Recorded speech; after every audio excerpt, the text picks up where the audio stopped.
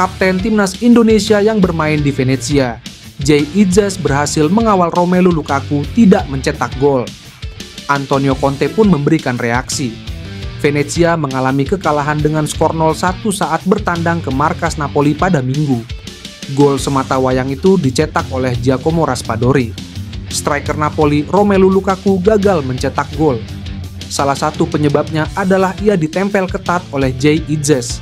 Sejatinya penyerang asal Belgia ini punya peluang emas dari titik penalti karena Bang Jay dianggap handball di kotak terlarang. Tapi tendangan ex-Chelsea itu ditepis kiper Venezia. Jay Idzes juga menunjukkan pertahanan solid ketika mengawal Lukaku. Bek 24 tahun ini berhasil memblok tendangan mantan penyerang Inter Milan pada menit ke-65. Alhasil Napoli hanya bisa menang 1 gol. Antonio Conte pun heran karena tim asuhannya padahal mendominasi pertandingan tapi tak bisa pesta gol.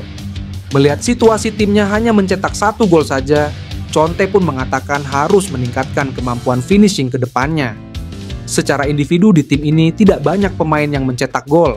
Kami harus meningkatkan di depan gawang, ucap Conte.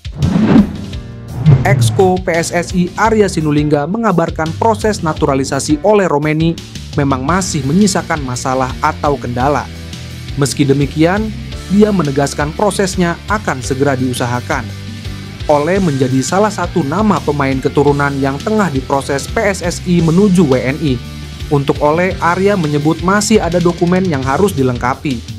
Selain itu, proses naturalisasinya belum berjalan karena PSSI masih harus menunggu DPR RI menyelesaikan reses pada 20 Januari mendatang. Arya mengatakan pecinta sepak bola tanah air jangan khawatir, sebab masih ada waktu bagi Ole sebelum membela timnas Indonesia. Ole Romeni dipersiapkan untuk tampil bersama timnas Indonesia di putaran ketiga kualifikasi Piala Dunia 2026 zona Asia. Skuad Garuda terdekat akan melawan Australia dan Bahrain pada Maret 2025. Mengingat masih ada waktu, Arya percaya proses Ole akan tepat waktu. Dengan begitu, timnas Indonesia akan bertambah kuat. Ole kita tunggu, masih proses, pasti kita kerjakan, kita usahakan. Pungkas Arya Sinulinga. Anak asuh Jose Mourinho di Fenerbahce, Jadon Oosterwolde, terang-terangan mengaku sudah dihubungi timnas Indonesia. Tetapi, dia mengaku masih bertekad ingin menembus skuad timnas Belanda. Jadon Oosterwolde merupakan pemain keturunan Indonesia Belanda. Tak hanya itu, dia juga punya darah keturunan Suriname. Karir Jadon Oosterwolde pun berjalan moncer. Dia kini bahkan jadi pemain andalan pelatih sekaliber Jose Mourinho. Tak heran, pemain berusia 24 tahun itu pun turut dibidik untuk membela timnas Indonesia. Jadon Oosterwolde pun mengaku sudah dihubungi untuk membela timnas Indonesia. Dengan begitu, Jadon Oosterwolde mengaku bahwa membela negara lain tak ada di rencananya saat ini. Dia pun memutuskan menunda memberi jawaban kepada 2 negara itu. Mereka meminta saya membela Indonesia, namun saya menundanya. Saya tidak pernah menolak, tetapi itu sama sekali tidak ada dalam agenda, ujar Jadon Oosterwolde. Kabar buruk kembali menimpa pemain timnas Indonesia, Justin Hubner, yang berkarir di Inggris bersama Wolverhampton Wanderers U21.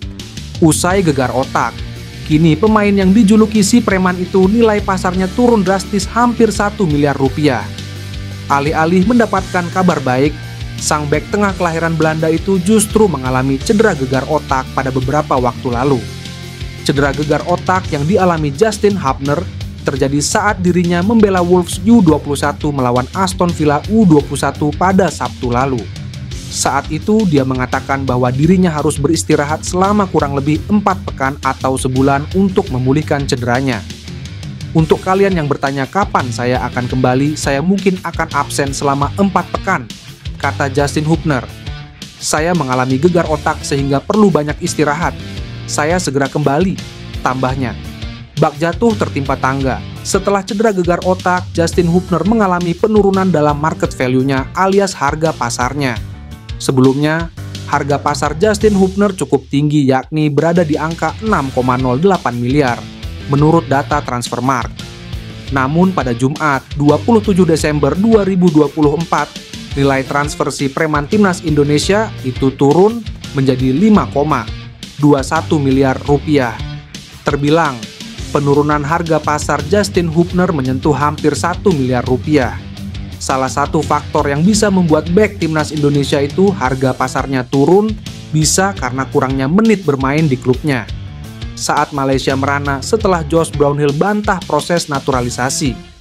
Ketua Umum PSSI Erick Thohir malah tiba-tiba pamer momen salaman dengan pemain naturalisasi timnas Indonesia selama tahun 2024. Seperti diketahui, Kapten Burnley, Josh Brownhill, sempat dirumorkan bakal menjalani proses naturalisasi Malaysia. Namanya belum lama ini ramai jadi perbincangan hangat supporter Malaysia agar sang pemain mau bermain membela Malaysia. Namun, setelah isu itu semakin liar, Josh Brownhill akhirnya buka suara terkait rumor proses naturalisasi tersebut. Sang pemian dengan tegas mengatakan bahwa satu-satunya kewarganegaraannya hanya Inggris. Saat Malaysia harus merasa karena gagal mendapatkan pemain berkualitas. Ketua Umum PSSI Erick Thohir justru pamer momen salaman dengan beberapa pemain naturalisasi timnas Indonesia. Orang nomor 1 di PSSI itu mengunggah kompilasi video yang memperlihatkan pemain-pemain keturunan Indonesia akhirnya resmi memperkuat tim merah putih. Namun, ada juga pemain keturunan Indonesia yang masih diproses naturalisasinya, yakni Ole Romeni, Tim Gaypens, dan Dion Marks. Pria yang juga menjabat sebagai Menteri BUMN tersebut mengatakan bahwa ini salah satu program manajemen untuk membawa Garuda mendunia. Saat mantan pemilik Inter Milan ini memamerkan momen salaman dengan para pemain naturalisasi timnas Indonesia. Beberapa netizen justru menyinggung Malaysia yang lagi merana dalam unggahan Erick Thohir ini. Proses naturalisasi untuk memperkuat timnas Indonesia terus berlanjut. Terbaru, Ole Romeni sedang dalam tahap naturalisasi. Selain Ole Romeni, ada 2 pemain asal Eropa lainnya, Jairo Riedewald dan Mauro Zijlstra, yang dikabarkan segera menyusul untuk diproses naturalisasi oleh PSSI. Kabar ini pertama kali diungkap oleh jurnalis senior Haris Pardede alias Bung Harpa, yang mengklaim bahwa informasi terkait naturalisasi ketiga pemain ini sudah ia terima sejak September 2024. Menurutnya, Romeni memang menjadi nama pertama yang sudah memasuki tahap akhir naturalisasi. Namun, ada 2 nama lainnya, yaitu Jairo Riedewald dan Mauro Zijlstra. Romeni memang sudah dikonfirmasi oleh PSSI dan Kemenpora bahwa naturalisasinya segera diproses.